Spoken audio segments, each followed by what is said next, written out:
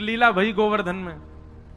तो सखी कथा सुन करके गई और कथा में व्यास जी बता रहे, बोले लाला घर घर जावे माखन चुरा के आवे। तो वो गोपी अपने घर गई, घर जाकर के माने माखन मथो।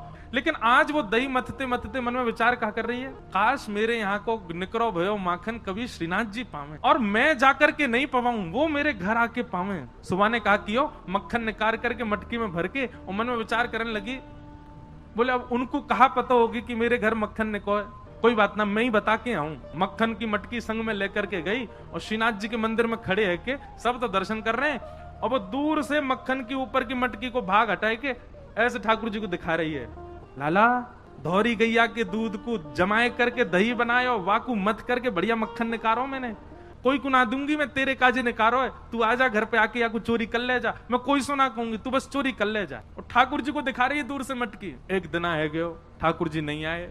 दूसरे दिन फिर पहुंच गई, फिर दिखावे ठाकुर जी फिर भी नहीं आए। अब तो वाको नियम बन गया, रोज मक्खन निकाले और बोली मैं हूं देखूं कब तक नहीं आवे को, रोज पहुंच जाए और ठाकुर जी को मक्खन दिखावे। ठाकुर जी के लार टपकन लगी होटल में से वाक्य मक्खन को देख करके। श्रीनाथ जी तो बिल्कुल मूर्तिमंत है कि खड़े हैं, सब दर्शनार्थी दर्शन कर रहे हैं। सामने कीर्तन गा रहे थे श्री कुंभन दास जी। तो कुंभन दास जी कीर्तन गा रहे और कीर्तन गाते गाते कहा देखो ठाकुर जी के लार टपक रही है यहाँ पे। बोले जय जय कहा भयो कैसे लार निकल रही है।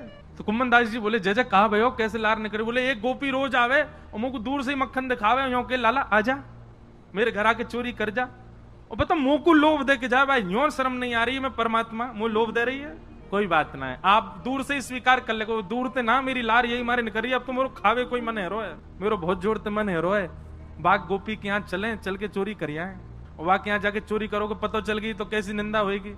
ठाकुर जी बोले निंदा कम है हमारी, दुनिया चोर कह के बुलावे और कहा निंदा होगी, ऐसा बढ़िया मक्खन निकाल के और दूर से दिखावे। कुमनदास जी बोले कहा करो ना बताओ। बोले रात्रि में जैसी शयन है जाए मंदिर को, सोई तू पीछे खिड़की पे आ जाइयो और मैं खिड़की से छलांग मार के बाहर आ जाऊंगा, तेरे कंधा पे बैठ के फिर दोनों चलेंगे चोरी करके आवेंगे।